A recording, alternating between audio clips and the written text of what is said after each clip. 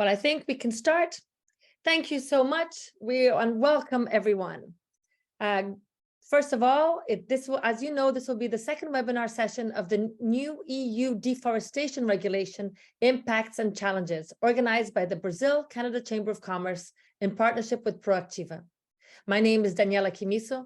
I'm a non-executive director, sustainability expert, and of counsel with Siscon Barrieux, a Brazilian law firm with offices in Toronto. I'm also co-chair of the BCC Trade and Investment Committee.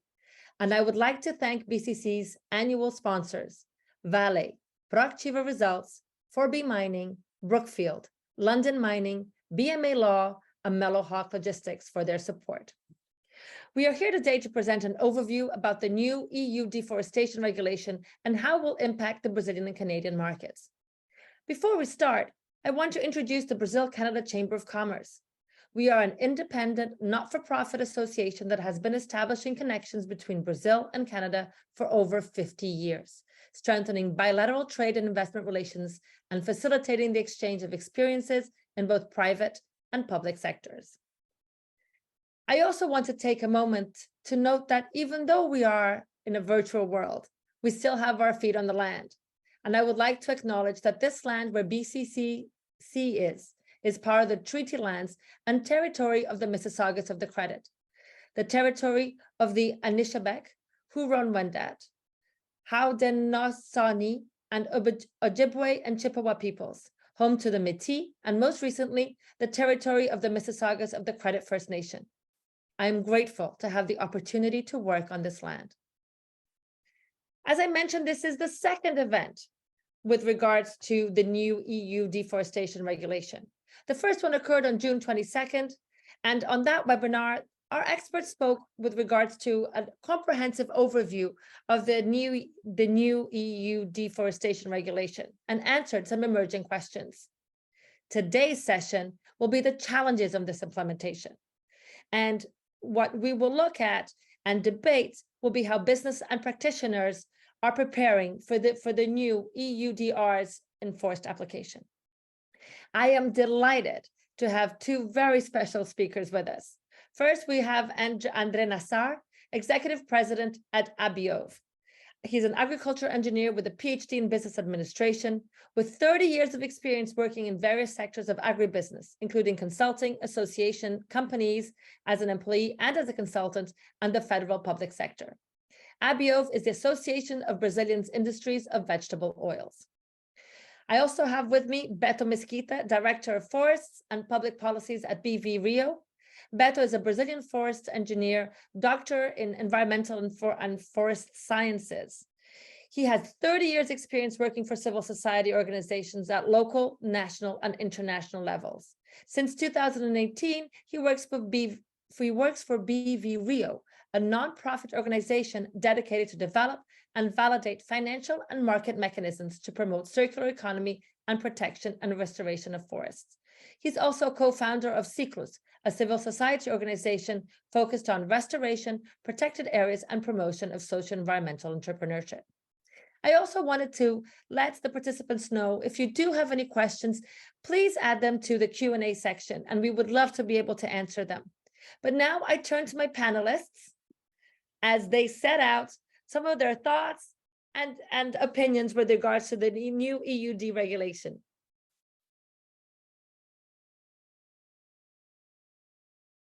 Who would like to go first? Andrea, would you want to go first? Beto, would you like to go first? Who would like to take the lead? That could be the first. Thank you, Daniela. Just to say thank you for everyone, and thank you for BCC for this opportunity, and for my friends from Proactiva to suggest my name and give me this opportunity to discuss. It's a pleasure to be here with you. It's a pleasure to get this debate with André. I hope that we can join this afternoon in this conversation. André, your turn, please.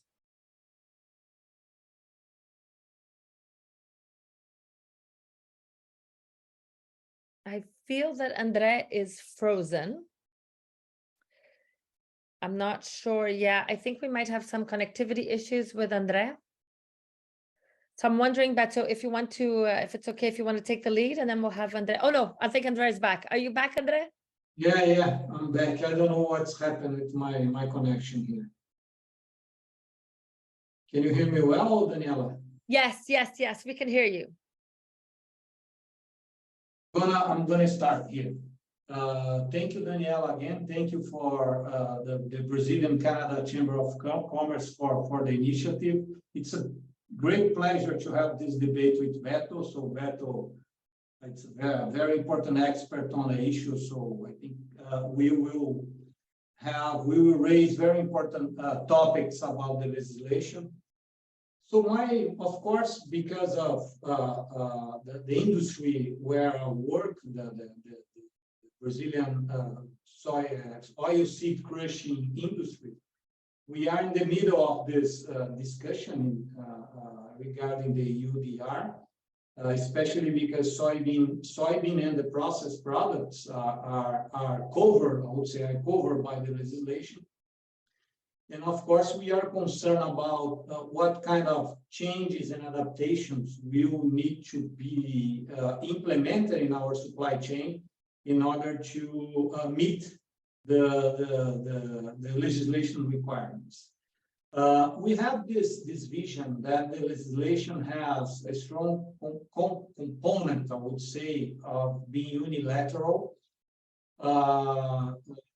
And I'm a bit concerned about some possible issues regarding the Brazilian government in terms of how authorities, EU authorities, will act in terms of verifying if the companies operating in Brazil are complying with the legislation. And some I would say attributions that the EU authorities, I would say that the legislation brought to the EU authorities, I think they are more or less trying to replace some of the roles of the Brazilian government, or I would say outside government, right? So I'm a bit concerned about that. We can discuss some of the topics later if we have time, because this is more a question, more an institutional question, not so much about how the business are going to prepare themselves, right? But I think there are important topics there to be answered or to be negotiated, I would say, by outside governments and EU authorities. Regarding the business, regarding the soy industry, I would say, the main challenge for us is the segregation. Basically, the segregation of verified and non-verified soybean. Right? Why is that? Because not because the EUDR is requiring the coordinates of the farm or the property or the land where the soybean was produced, right? Because that's one information that our companies that are members of ABIOV, they already have. They already asked for their suppliers, because this is part of a set of criteria that voluntarily our industry follows, not only.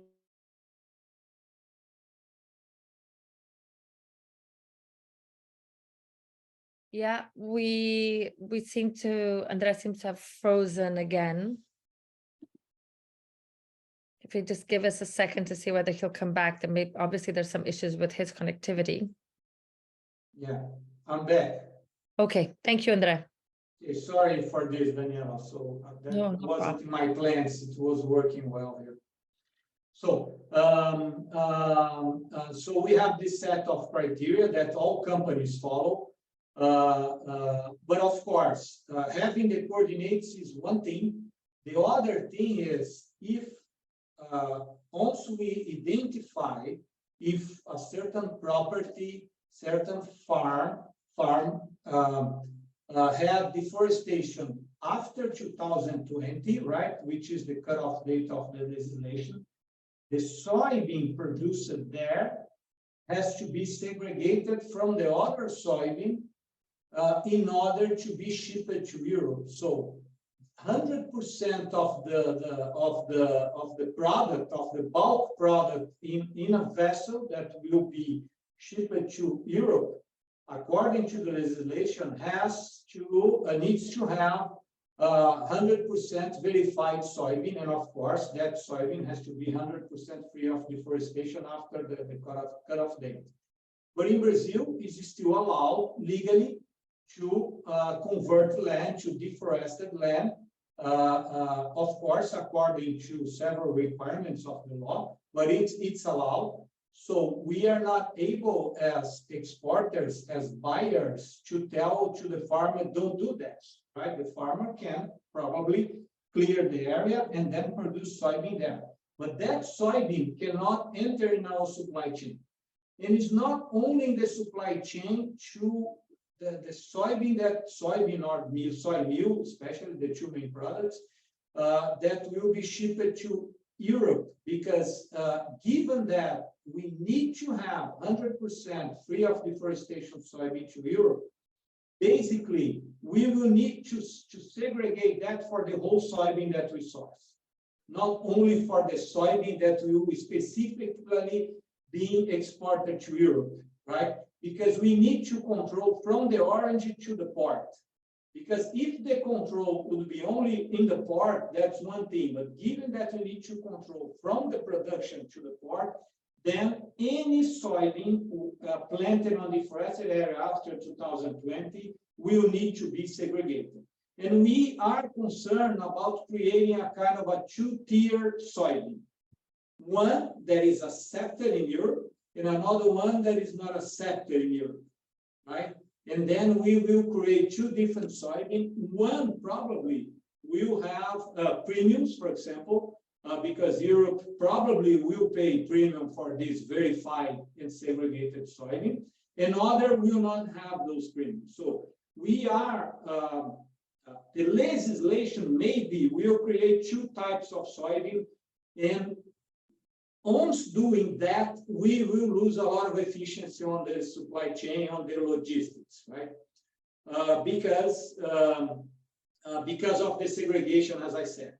And given that different companies work together to fulfill a vessel, all companies fulfilling that, loading that vessel, all companies need to have 100% traceability with segregated soybean, because otherwise that vessel will not be accepted. So 100% of the exporters will need to follow EU requirements, really changing the whole logistics process on our supply chain. That's one thing, right? So we are envisaging that costs on logistics will increase.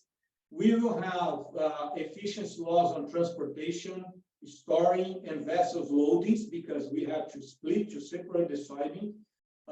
Other things that we are concerned, exclusion of regions, companies or farmers, because if you have a high-risk region, that high-risk region probably will be excluded from the market, right?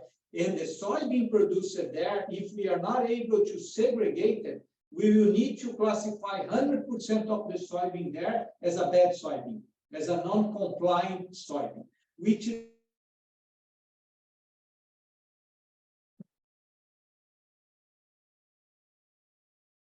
Yeah, we have Andre frozen a little bit again. It's just I think that he'll come back. Let's just give it a second. I think that he will come back. It's unfortunate. Let's just give it a minute and see if he returns to us.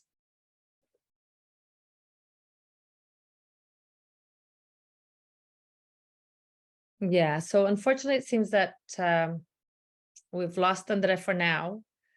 So I think, Beto, perhaps we can just turn to you, and then we can go from there. When Andre comes back, he can maybe add some comments to your comments. I think that would be best. Yeah, he just dropped off. I think, Beto, if we can just turn to your presentation, I think that would be great. Thank you. Okay, thank you, Daniela. And it's very interesting because part of the themes that Andrea has mentioned, I will include it in I just prepare short PowerPoint presentation that we would like to share with you. Let me try to do that. Okay. Is it? Okay. So just to give, I organized, just to organize my ideas, I put some information here, and then part of the Andreas rationality, it's similar with I would like to start to discuss in my first notes here. The challenges for Brazil and the main issues related to the deforestation regulation from European Union. First of all, we have, André mentions, we have Brazilian Forest Code, which is a very restricted and very high requirements in terms of the rural production and in terms of the maintenance of native vegetation in each farm in the entire of the country. For some place, for example, for the Amazonia biome, landowners must be protected at least 80% of the area of the farm. For each farm, they have to keep to maintain the forest. In the Cerrado biome, where most of the soybean production, for example, but also the other cotton and also part of the coffee production is very important in this region. In the Cerrado, each farm must be maintain at least 20% of the forest. And as André mentioned before, we already have a part of those in the farms that we have more than this native vegetation. These landowners could be asked, could be required permission to deforest, to convert those native areas in the production areas. And then that we call it as a legal deforestation. But unfortunately, most of the deforestation rates in Brazil, it's illegal, or we call it irregular. We call not legal and without permission. Even that the farms could be asked, require the permission to convert areas. Sometimes they prefer or not to waiting the permission, to get the permission from the government, from the environmental agencies. We will not talk about the federal agencies, we talk about the state agencies, because in the environmental governance in Brazil, state governments have a very important role, specifically in the implementation of the Brazilian Forest Code, which includes the analysis and the permission to get a legal deforestation. So how we can separate, that's the issue. If you have the EU deforestation regulation, not separate legal or illegal deforestation. It's just deforestation, which includes even legal deforestation. But at the same time, the rule is targeting that we need to compliance with the national legislation. Brazilian national legislation in some specific cases could be permit legal deforestation. So here we have a challenge, how we can address, and then in the case that we are permit the deforestation, how we can address this. For the other hand, in our perspective, an environmentalist perspective, could be a good effort or a good support or a good incentive, because we already have about 100 million hectares with pastures, which medium or high level of degraded pastures, which high availability for the agriculture. So we don't need, in terms of the area in general, we don't need to deforest much more area to produce, for example, the kind of commodities that we are gauged in the deforestation regulation. So to force that we use or convert degraded pasture to produce crops will be this regulation could be an incentive to do this, but it's still a challenge according to the Brazilian Forest codes. Another issue, another challenge for Brazil, it's regarding to the benchmarking system that will be implemented around. They are expected to do that in December 2024.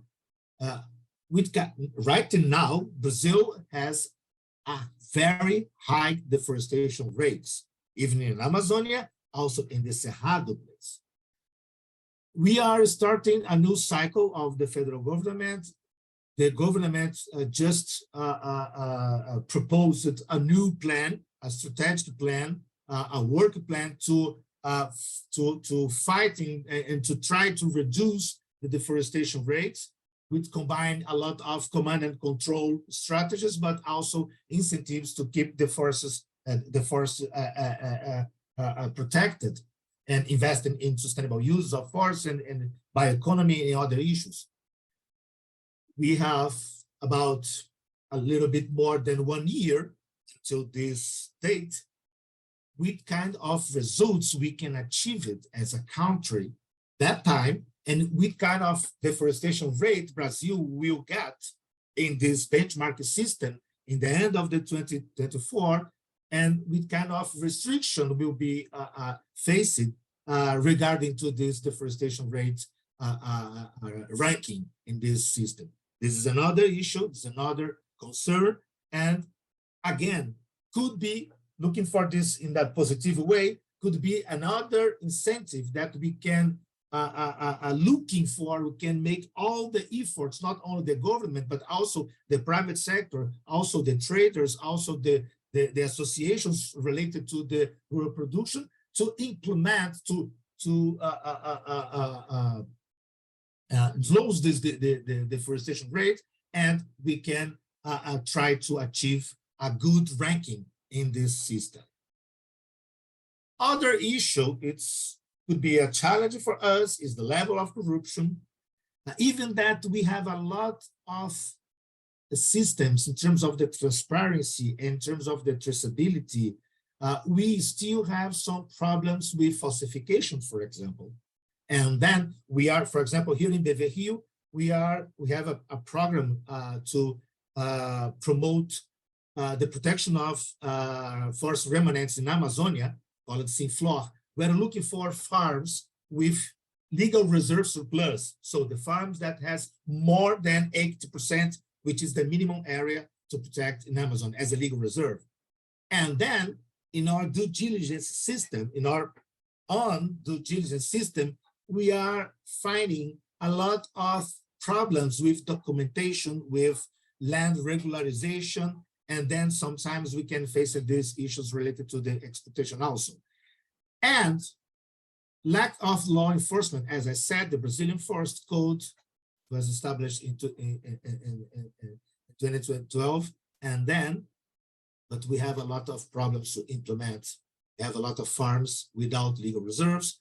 We have a lot of farms without forest in the riparian areas, for example, and then could be another, this kind of regulation could be an incentive, looking for the other way, could be an incentive to implement and to solve this kind of issues. And also the violations of human rights. We are talking about a lot with indigenous people and respect to the indigenous lands, indigenous territories. But in Brazil, we have a lot of other traditional people. For example, in Cerrado, we have the people that call it fecho de pasto, fundo de pasto, the communities, the traditional communities that use areas as extractivist areas, and sometimes private lands will use and establish their legal reserves on these areas and establishing a conflict with those people, with those communities. So respect the human rights, respect the rights of the traditional peoples. Every type of traditional, every kind of traditional people would be in another opportunity. It's a challenge for the way, but could be another other opportunity to coming from this regulation. And as Andrea is putting out, the traceability and segregation products, it's a challenge for the logistics issues and the control issues that Andrea much better than me presented.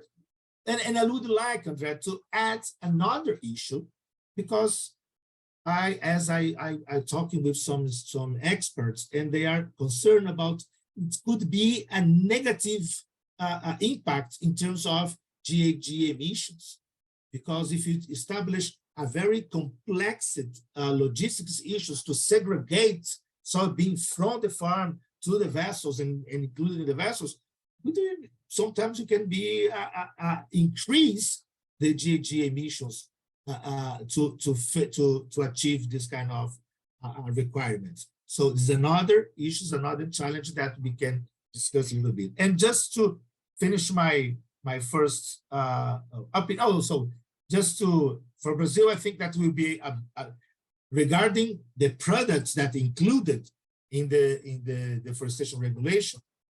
For cattle and soybean, it's a big challenges for Brazil. But for the other hand, for palm oil, pulp and paper, and cocoa, in my perspective, could be a strong opportunity for Brazil, because those supply chains crops, it's very, very, I believe that will be easy to achieve the requirements.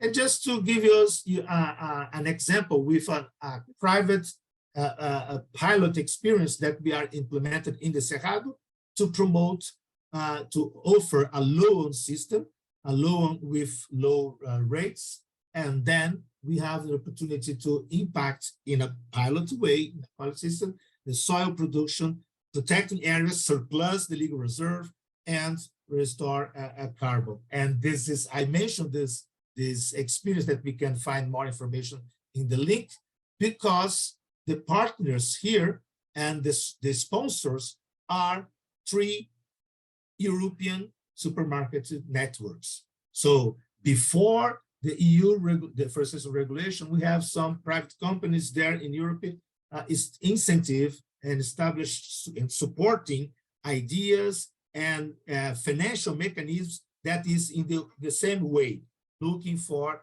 establish a premium for the soybean production. In this case, it's restricted to the soybean, in the soy production without deforestation, and protecting, implementing the forest code and protecting more native vegetation than the forest code require. So this is the first ideas in the first discussion that we would like to add here for our conversation. Thank you, Beto. That was thank you very much. I believe we have Andre. Andre is back online, and I just wanted to make sure whether Andre, if you wanted to add something or respond something, because we unfortunately had to cut you short. So I want to make sure that you have the opportunity to just respond to Beto as well.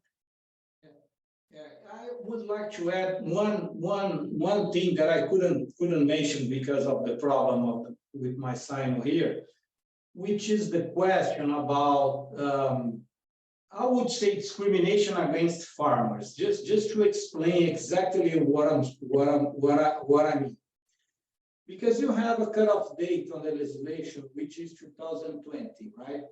And the implementation starts in 2025, beginning of 2025. And the legislation was approved, I would say now, just now, right? So during this period of time from 2020 to 2025, farmers are there, right? They are doing what they do, producing, and some of them will deforested following the legal procedures here, right? So those farmers will be excluded, right, from the soil the cattle or any product there will be excluded from European market even before the implementation, They starting the implementation, right? So farmers in 2021, for example, they cleared the land, but the legislation was approved only in 2023. So do you think that it's fair to exclude them from the supply chain? So I really think that you should have a kind of a margin, a kind of a negligible risk, accepted negligible risk, exactly to avoid excluding those farms. the farms that converted land in the period, within the period of 2020 to 2025. After 2025 is another thing because the legislation is there, the whole market is aware about the legislation, right? So that's one of the things we are arguing there in order to avoid unfair exclusion of farms, right? Because the legislation doesn't have that objective. The legislation wants to eliminate deforestation on products imported by Europe, but can have an unintended consequence, I would say, which is excluding farmers, which we think that is not fair. Thank you, Andrea. We appreciate that. Now, I want to encourage the panelists once again, if you can put your questions to the Q&A. We do have a question. So I just wanted to go to that question in which our attendee asks, we've focused a lot on the Brazilian concerns and the direct and impact implications, but what about Canada? Does Canada have similar concerns? Does anybody want to take a crack at that?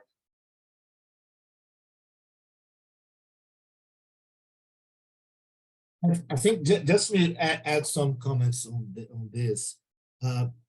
As I mentioned, in terms of the Brazil, that having a good opportunity for pulp and paper industry, because the tree plantations that we have in Brazil, eucalyptus and pinus, the majority of the production, the tree plantations here, it's established since the last 30, 40 years in the areas that were converted before. So there are no forest deforestation or native vegetation deforestation to implement tree plantations to produce pulp and paper. But in terms of the timber, in terms of the wood, hardwood, within Brazil, we are still producing hardwood from the forest management, and sometimes not the management. It's a logging, and about 80% of illegal logging, we have problems in terms of this. We have a face because we included this, and part of the exportation of the timber will be impacted for this, which is a very good way. In Canada, for the timber production for Canada, for example, I think that they are established, even that they have a management areas and concession areas in Canada, even that the biodiversity issues, it's not an issue there for Canada. But I believe, I don't know the reality of Canada very well, but I believe that the issues related to traditional people rights will be the most important issue to Canada will be facing, including in the production of wood and timber for this place.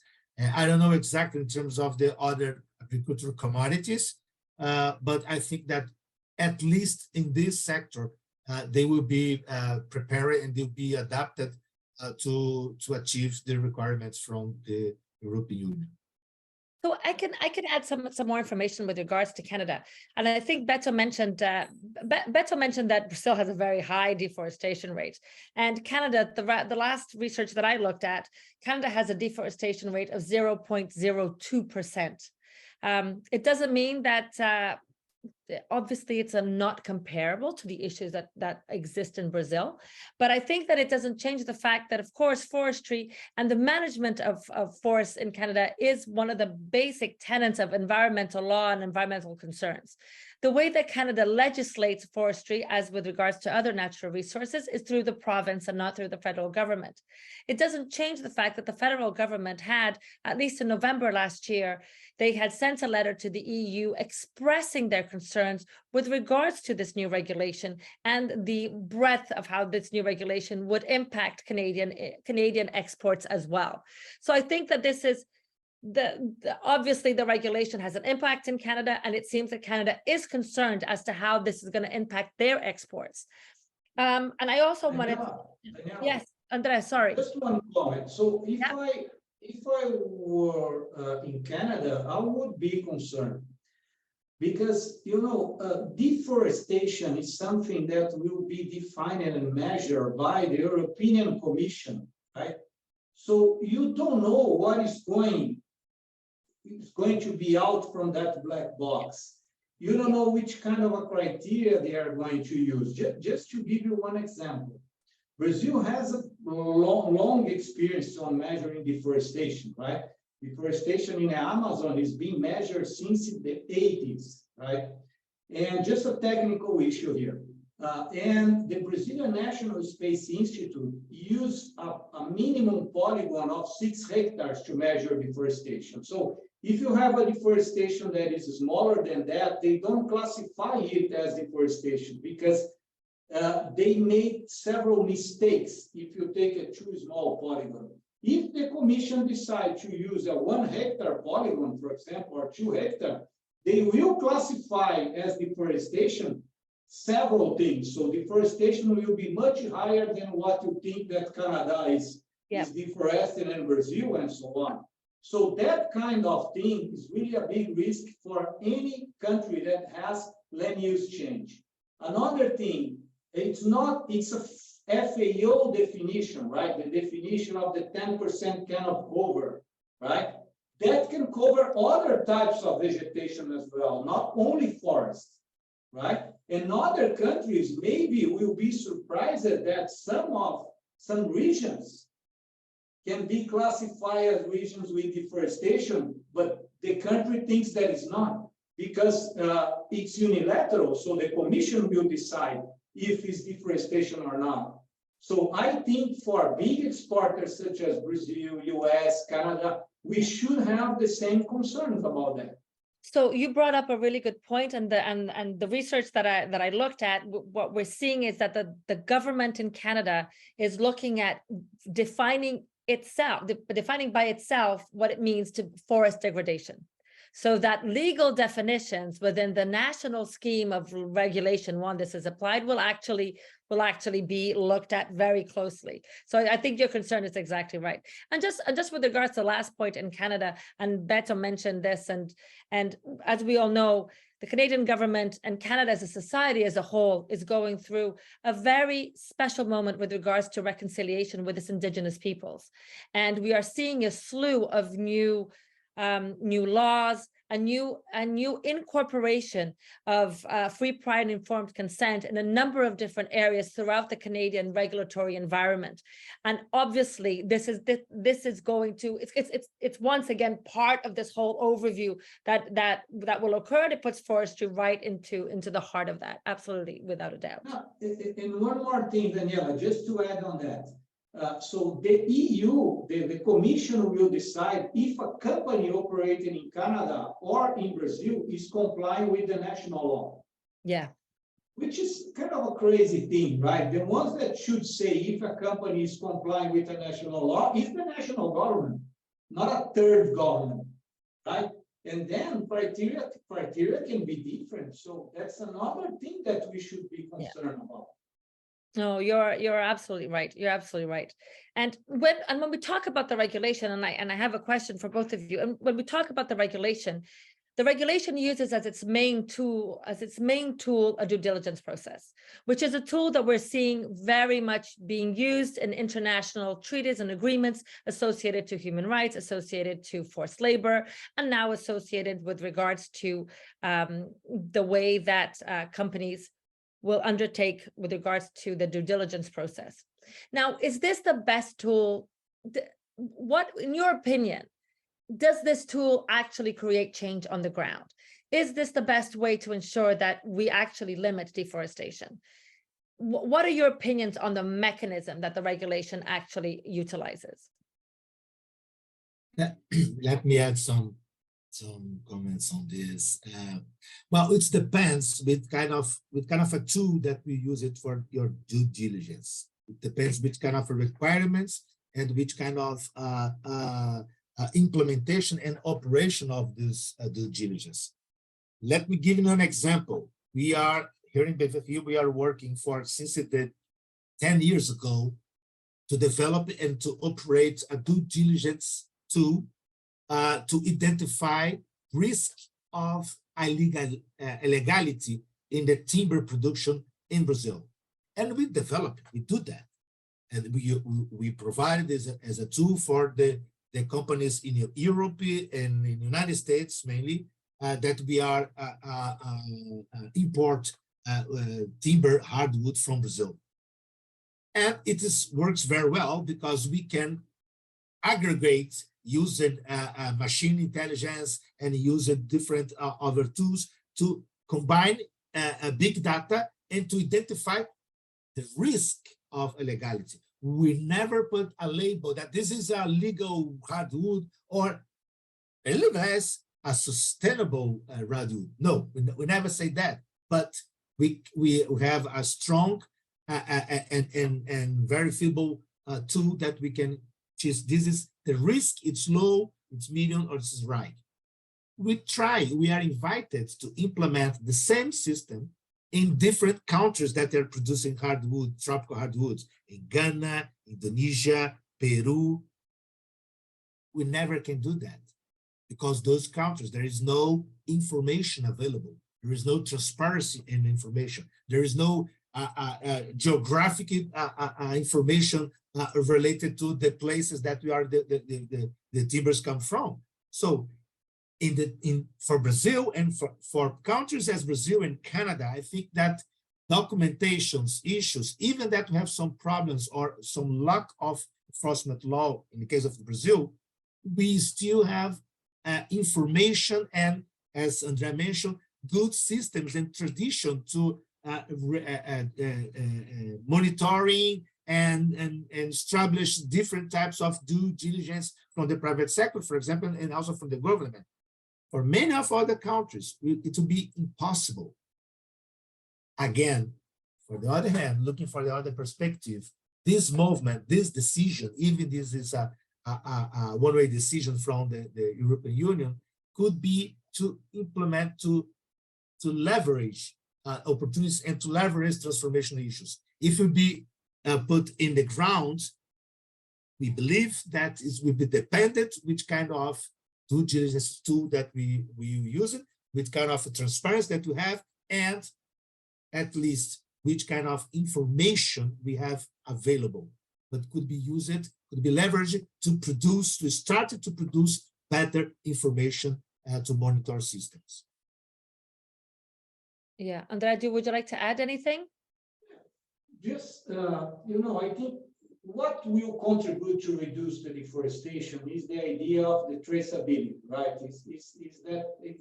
Is the companies must show that they are able to trace the origin of the product and guarantee that the product without deforestation is traceable in the whole supply chain, right? Of course, there are challenges, as I mentioned, because of the segregation. So I think the most important thing is the traceability. If I would prefer, of course, I work for an exporting sector, right? But I would prefer a system where the companies, hire a third party, an auditing of their systems, and that third-party analysis could be accredited by the EU authority if the system is working or not. I would prefer this rather than a due diligence process, right? But I don't know, they decided, I think the due diligence is easier for them to control. And so I think they decided they choose an easier way for them to control. I think that was the main reason for the decision. Yeah, no, thank you. Now we have another question which says that we focus a little bit on Canada. Let's talk a little bit about Brazil.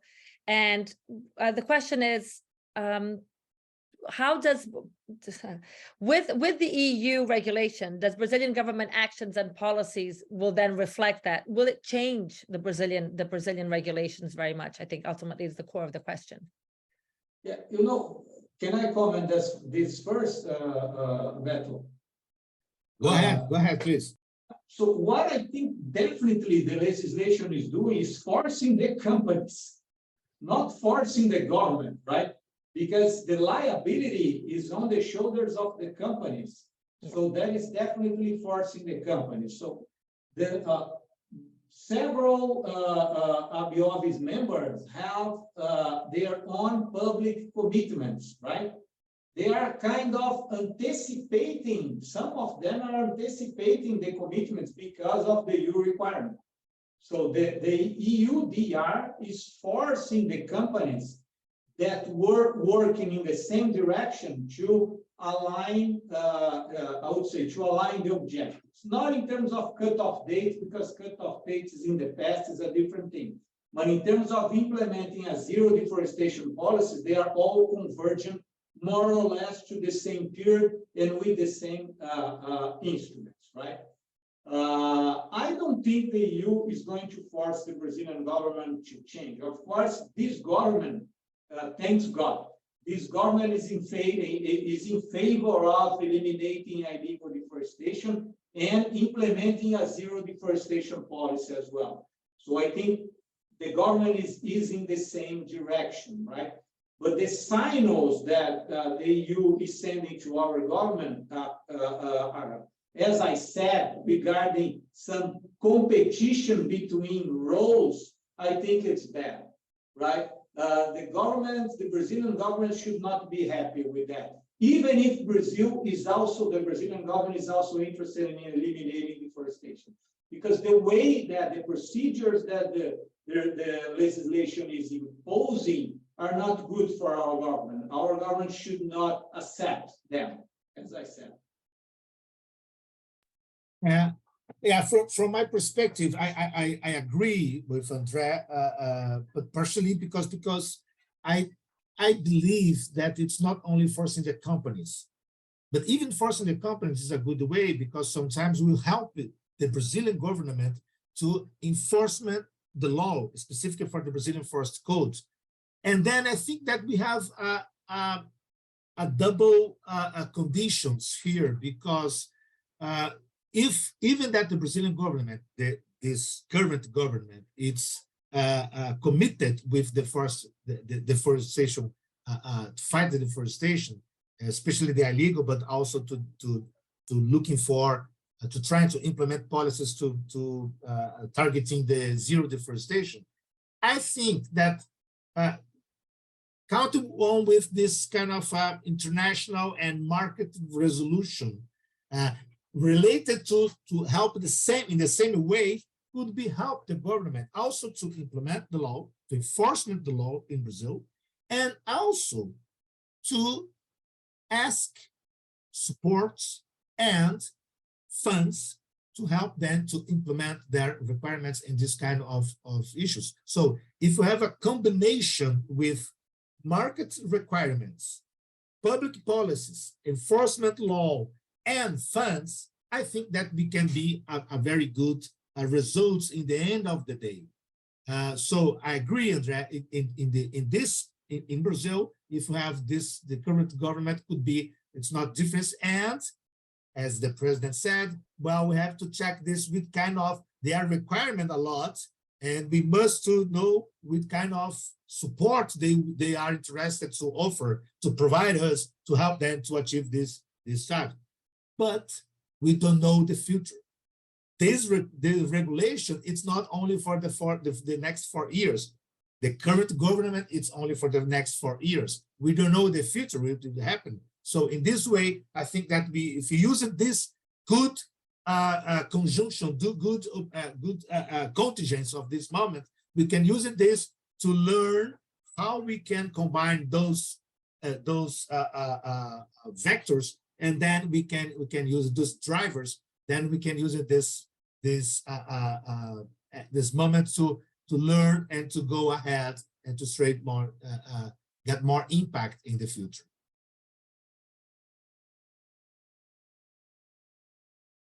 You're in the mute, Daniela. Yes, apologize. 2023, and I still can't catch myself on mute. My apologies. It's our first time today. Yeah, exactly. So, but anyway, but I wanted to mention that we've talked about the challenges. We've talked about how some of the difficulties we're going to see with the industry implementing this. But what do you think are some of the paths to overcome those challenges? Beto has just mentioned some of them with regards to some external funding.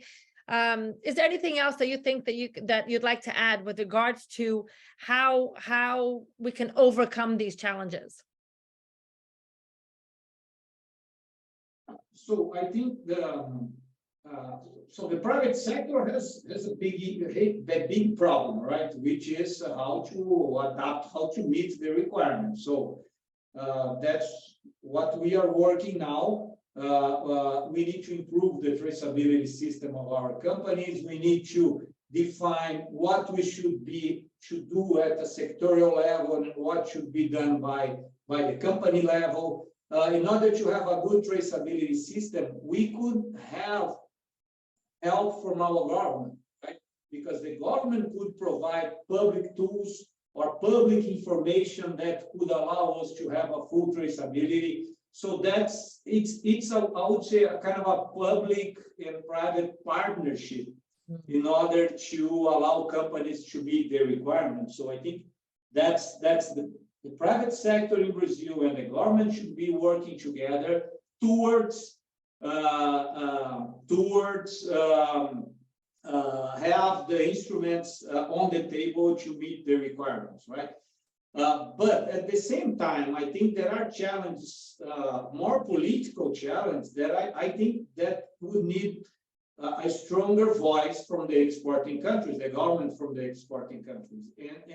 And I think all the exporting countries' governments are more or less kind of quiet, assuming that this legislation is a problem for the companies and not only for the country, right? I think we need a louder voice from the governments.